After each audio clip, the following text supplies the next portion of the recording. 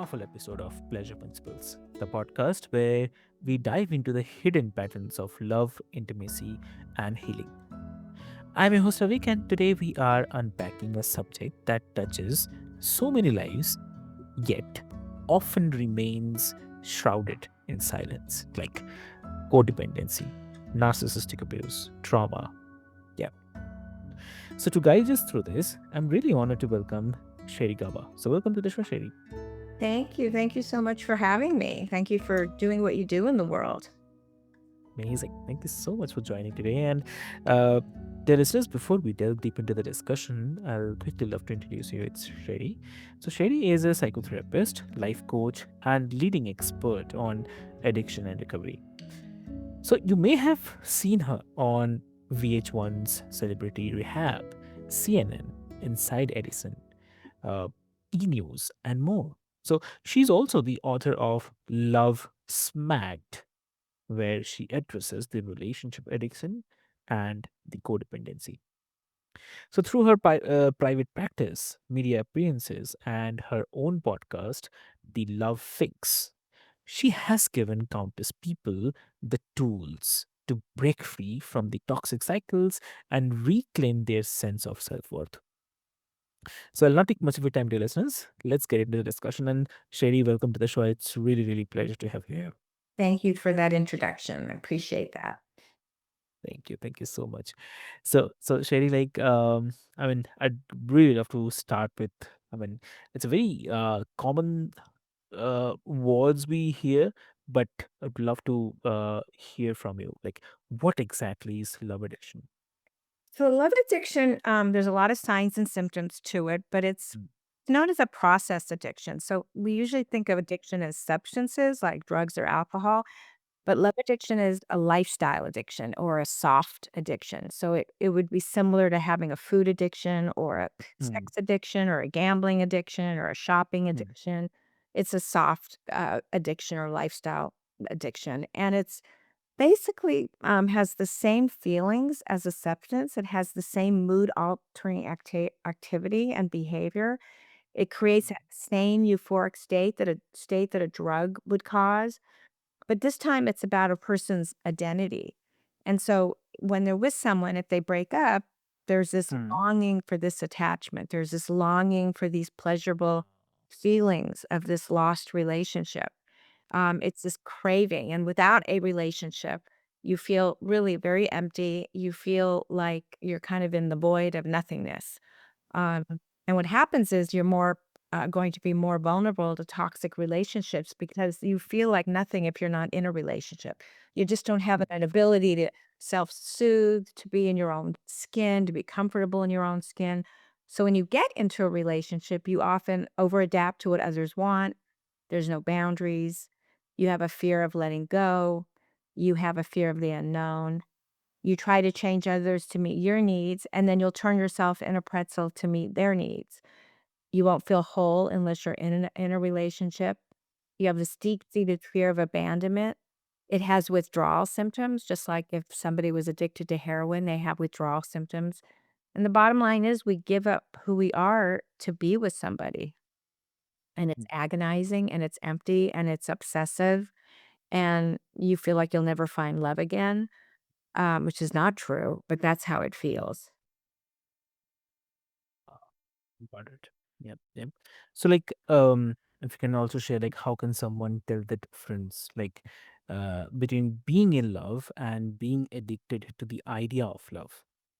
Well, if you're, if you're with somebody and you meet them for the first time and you fall in love instantly and you think about them constantly and you fantasize about a future together, um, Mm, that would be a love addiction. Real healthy love is slow, it's steady. You're not overwhelming your partner for attention. You're not mm, feeling like it's responsibility to change a person. There's more acceptance. You're not trying to make them perfect. You're not trying to make yourself perfect. Um, you're your authentic self. You're your true self when you're in a healthy relationship. Not trying to change yourself to suit them or turning yourself into a pretzel to suit them.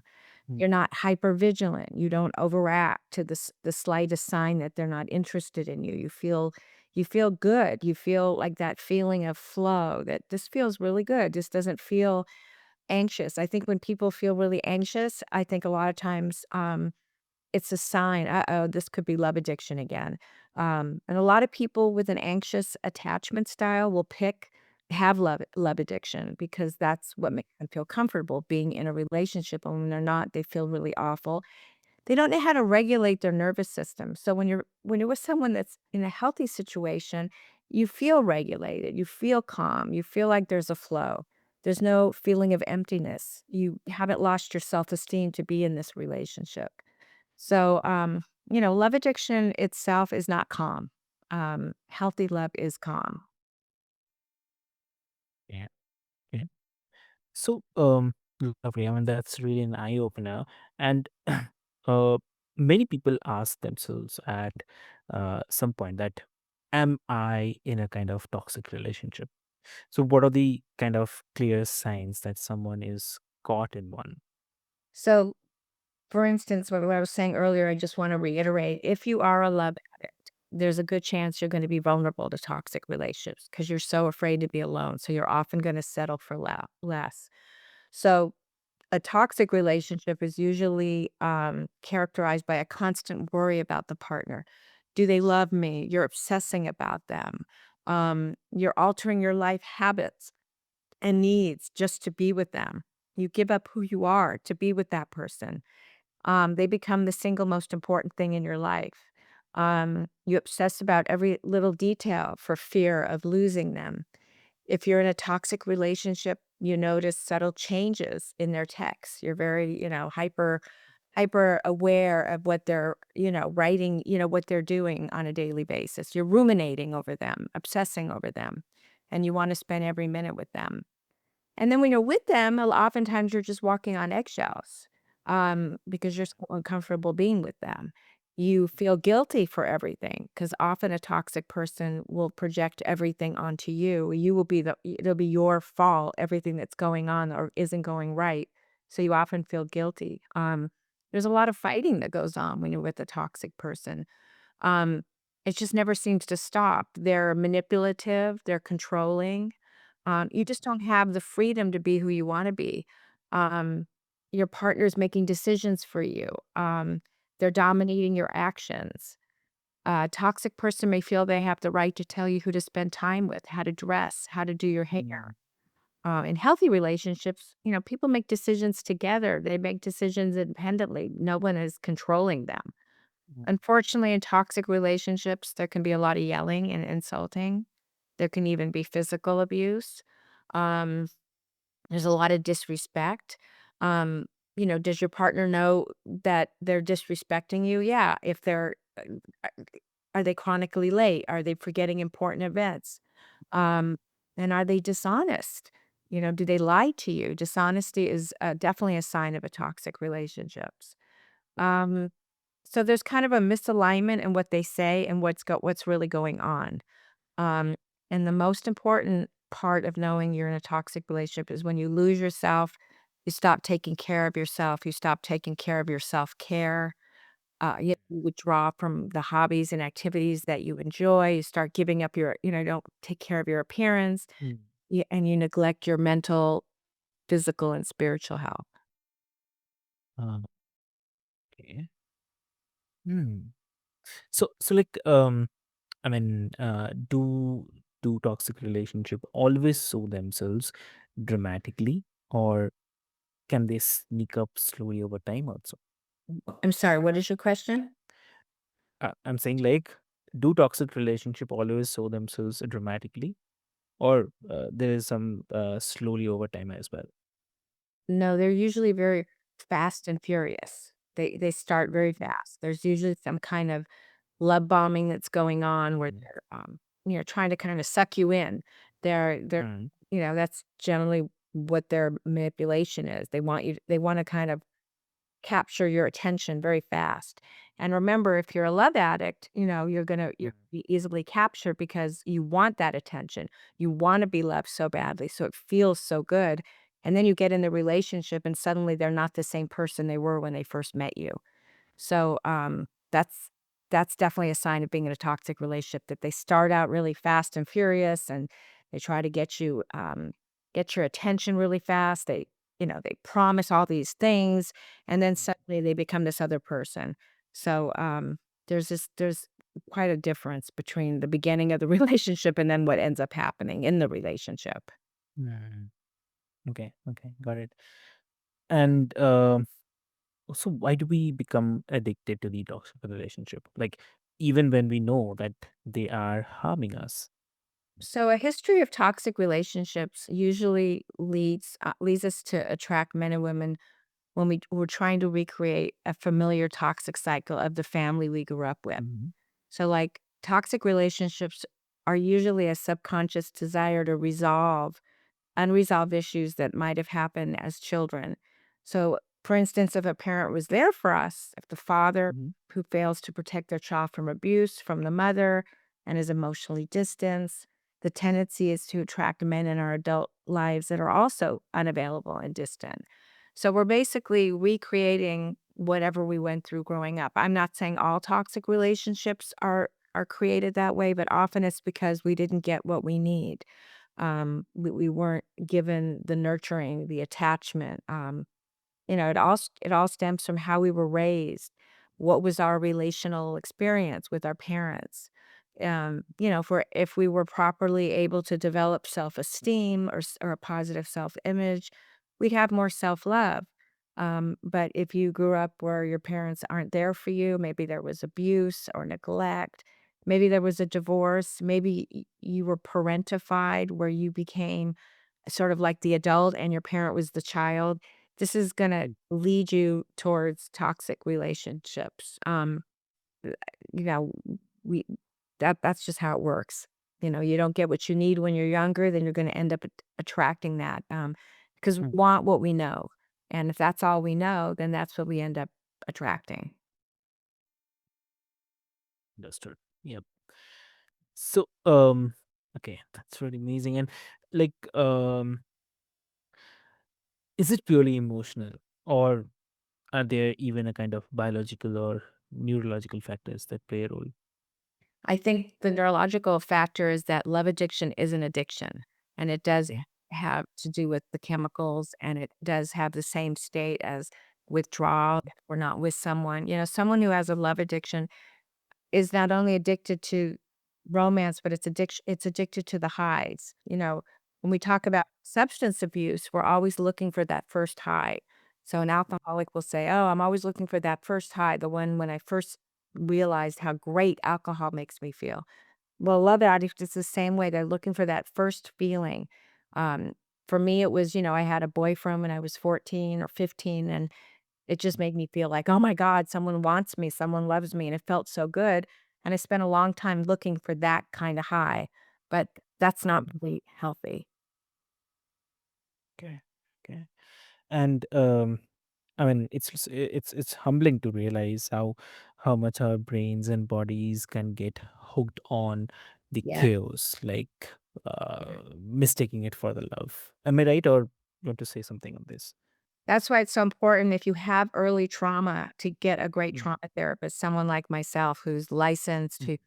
who specializes in trauma to help you overcome some of the early abandonment issues, help you deal with anxiety, help you learn how to regulate your nervous system so that if you're not with somebody, you know how to feel safe within yourself. Mm. You know how to self-soothe.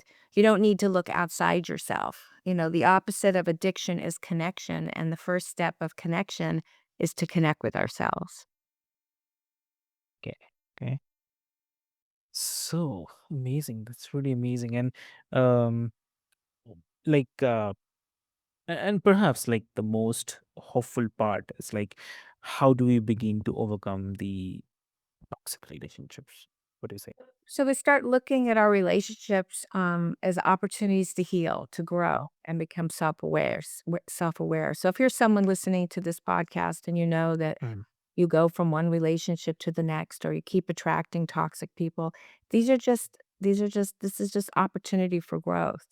Um, the focus has to start shifting from the outside, like something on the outside making you feel good, but going inward.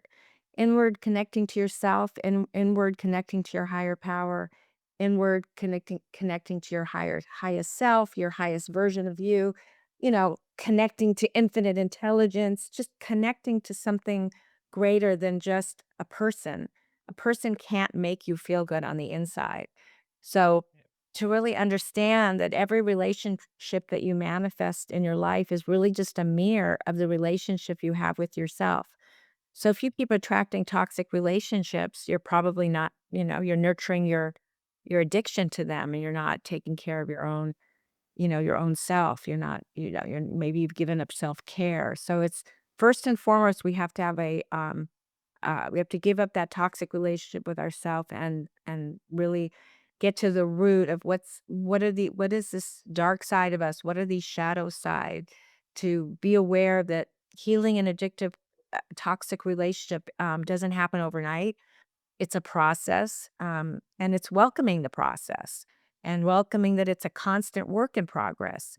And it's about uncovering and discovering, your toxic childhood experiences and conditioning, and what your belief system was, and learning to start to build a connection with your healthy self, your spiritual self, the essence of you, your light.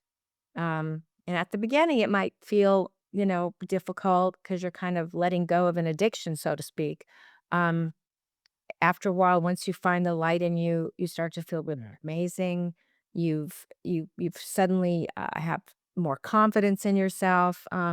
You're becoming addicted to your healthy self, the self Right. that's valuable and resourceful and colorful and vibrant and strong. Hmm. Got it. Yep. And for someone who is listening who feels trapped right now, what's the very first step they can take today to move towards the freedom? What do you say? I say find a great trauma therapist. They could contact me at sherrygaba.com. They can get my book.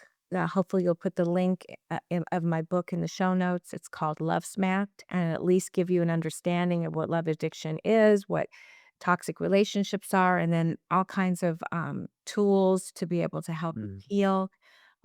You can take my quiz at sherrygaba.com/NP quiz, and find out if you are, picking toxic relationships, and then get my free ebook about toxic Mm. relationships. Again, that's at sherrygaba.com/NP quiz. And then if you just go to sherrygaba.com, I have all kinds of free resources and blogs, and you can learn all about, you know, um, where are you on the spectrum of toxic relationships. Mm. True. Exactly. Amazing.